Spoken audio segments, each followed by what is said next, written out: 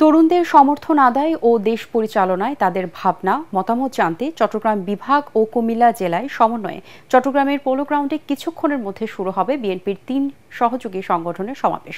তারুণ্যের রাজনৈতিক অধিকার প্রতিষ্ঠার এই সমাবেশ যৌথভাবে আয়োজন করেছে যুবদল, ছাত্রদল ও স্বেচ্ছাসেবক দল। সমাবেশে প্রধান অতিথি হিসেবে বক্তব্য রাখবেন বিএনপি মহাসচিব মির্জা ফখরুল ইসলাম আলমগীর। দীর্ঘদিন পর চট্টগ্রামের এই সমাবেশকে কেন্দ্র করে তরুণ যুবকদের মধ্যে দেখা যায় উচ্ছ্বাস, উদ্দীপনা। এই সমাবেশে বিএনপি ঘোষিত ৩১ দফায় তরুণদের জন্য ভবিষ্যৎ পরিকল্পনা সহ নতুন বার্তা আসবে বলে জানান নেতারা।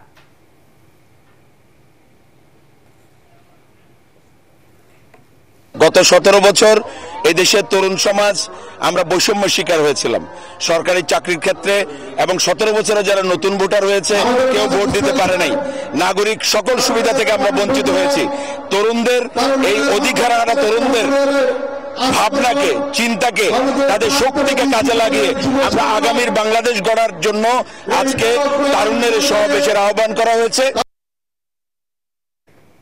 দর্শক, এই মুহূর্তে চট্টগ্রাম মহানগরীর পোলো গ্রাউন্ডে রয়েছেন চট্টগ্রাম প্রতিনিধি সৈয়দ তামিম মাহমুদ। আমরা সরাসরি চলে যাচ্ছি তার কাছে। তামিম, বিএনপির সমাবেশ কখন শুরু হবে আমাদেরকে বিস্তারিত জানাবেন।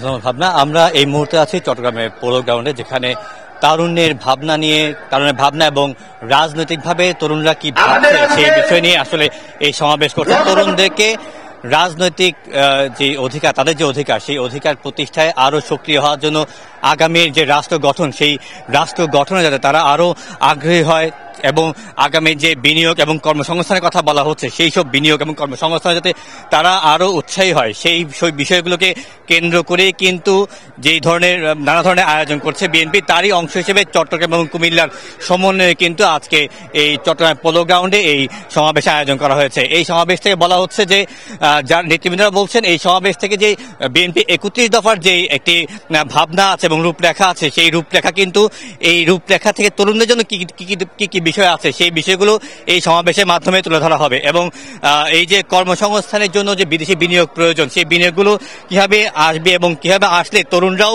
এই বিনিয়োগের কারণে আরো চাকরি পাবে এবং চাকরি ক্ষেত্রে তারা আরো উদ্যোক্তা হতে পারে এবং চাকরি ক্ষেত্রে তাদের নিজের যোগ্যতা দিয়ে চাকরি বাজারে নিজেদেরকে প্রতিষ্ঠা করতে পারে, সেই বিষয়গুলো কিন্তু এখানে করা হবে বলা হচ্ছে। এবং তারা আরো নেতৃবৃন্দরা আরো বলছেন, যদি তারা এই নির্বাচন, এইবারের যে নির্বাচন হবে, সামনে যে নির্বাচন হবে, সেই নির্বাচনে যদি তারা ক্ষমতা আসতে পারে, তাহলে তারা প্রথম 18 মাসে তারা 1 কোটির বেশি চাকরির সুযোগ সৃষ্টি করবে। এছাড়াও শিক্ষা খাতে যে সংস্কারের বিষয় থাকে, সেই শিক্ষা খাতে বরাদ্দের বিষয় থাকে, সেইখানেও তারা বরাদ্দ বৃদ্ধি করবে। এছাড়াও আমাদের যে